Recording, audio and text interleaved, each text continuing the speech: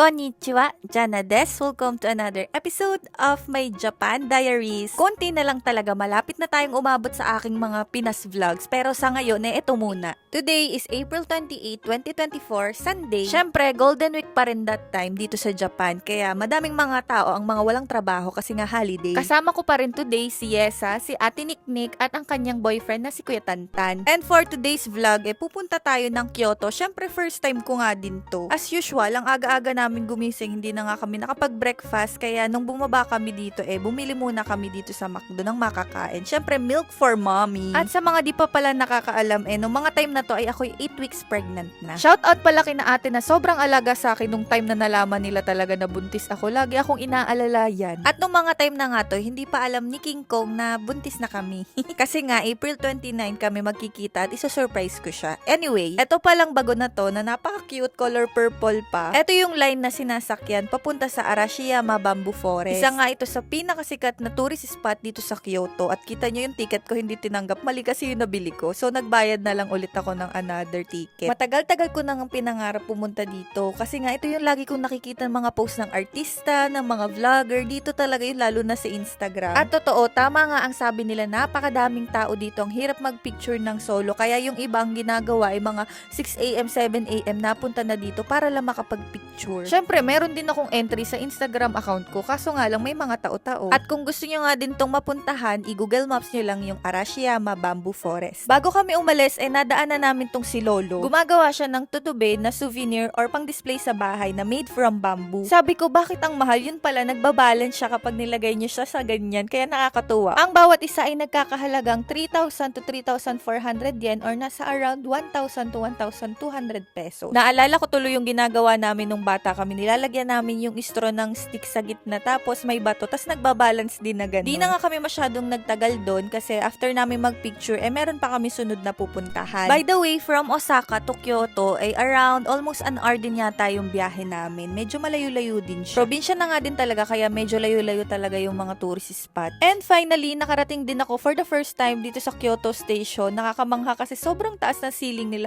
Parang pa-airport na. At from Kyoto Station, papunta naman kami dun sa isa pang sikat na tourist spot dito sa Kyoto is yung Fushimi Inari Shrine or yung Thousand Torii Gates. For sure, alam na alam nyo din to kasi sikat na sikat din to sa Instagram at kung saan-saan pa. Bago nga kami pumunta sa loob, nagpray muna kami dito. Naghulog kami ng 5 yen coin kasi usually yun talaga yung hinuhulog sa mga ganito kasi yun yung swerte daw. At sa mga ganitong shrine, merong tamang way ng pagdadasal. Una, magbabaw kayo ng 2 beses na mga 90 degrees. Susundan nyo ng 2 clap and then magpa-pray na kayo kahit anong prayers nyo and then 1 last bow sa dulo. Okay? Ulitin natin. Una, maghuhulog kayo ng coin dun sa box. 2 90 degree na bow, 2 clap, and then pray. After that, 1 bow ulit. Baligtad nga yung nagawa ko 2 palakpak tapos sa kabaw. Pero ang tama talaga, bow muna. At bago din kayo pumasok sa shrine or kahit saang mga Torii Gates na nakikita nyo, kailangan yung magbow as a sign of respect kahit iba yung religion nyo. Kasi sa kanila, ang ibig sabihin nitong mga Torii Gates or itong mga pulang gates na ito ay simbolo na papasok kayo sa sagradong lugar. At bakit nga ba napakadaming Torii Gates dito sa Fushimi Inari? Itong mga to daw kasi donations from iba't ibang mga business dito sa Japan kasi pinapaniwalaan na itong lugar nito ay divine for business prosperities. At actually, hindi lang talaga to 1,000 Torii Gates. Dito sa buong mountain ng Fushimi, meron daw halos 10,000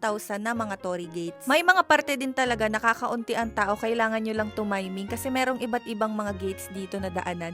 Kailangan lang magaling kayong maghanap. At kung napapansin nyo nga, may mga nakasulat na sa gilid kasi nga ito na yung mga galing sa mga companies dito sa buong Japan. O diba, may natutunan tayong lahat. Mga 4 PM nga lumabas na nga kami. Ang dami pa rin taong papunta dito. Pero syempre, kailangan ko pa rin bumili ng souvenir. Syempre, alam nyo na, magnet ang bibilhin ko dito. Madalas talaga yun yung binibili ko or mga keychain, pampasalubong. Kasi nga, bihira lang naman ako makapunta sa mga igantong lugar. And today din pala ang last day ni Yesa sa trip na ito kasi sa Okayama, Ken pa sila ni Ate Niknik. Unfortunately, kailangan niyang maunang mauwi. Di kami nag-usap ng outfit pero marang matchy-matchy kami ng outfit. Si Yesa ay kaklase ko talaga nung high school pero nung patapos na yung high school, saka kami naging super close. At almost 6 years na nga din kaming hindi nagkikita kaya mangiyak-ngiyak kami dito. At siya din pala ay aming kapitbahay kaya talagang kababata na din talaga. Actually, yung mama at papa ko nga ay parang anak na din ang turing dito kay Yesa. Yung tipong nung nagkasakit nga si Yesa ay talagang alalang-alala din ang parents ko sa kanya. So ayun, pauwi na siya ng Okayama Ken at kami naman nila ate ay bumalik dito sa Airbnb B&B namin sa Osaka. Pero bago yon,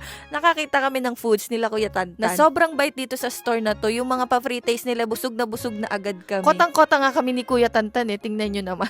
Eto talaga yung legit na Japanese pancake. Sobrang sarap. Tas may mga feelings pa nagpagpipilian. Tapos ito nga yung way nila ng paggagawa. Nakakatuwa kasi si Lolo parang sanay na sa ginagawa niya. Meron pa siyang bilang-bilang dyan. Kapag nga nagkamali lang ng timing, iba na yung consistency nakakalabasan ng bread. At ako naman nasa buntis na palaging gutom, tuwang-tuwa dito kasi lagi kami pinapakain kada katapos nung gawa ni Lolo. At shoutout pala sa mga naging estudyante ni Kuya Tantan. Ang dami nagko-comment na si Tantan Sensei yan ah. Yes, siya po yun. So, hindi ko naman siya naging sensei. So, Kuya Tantan lang talaga yung tawag ko sa kanya.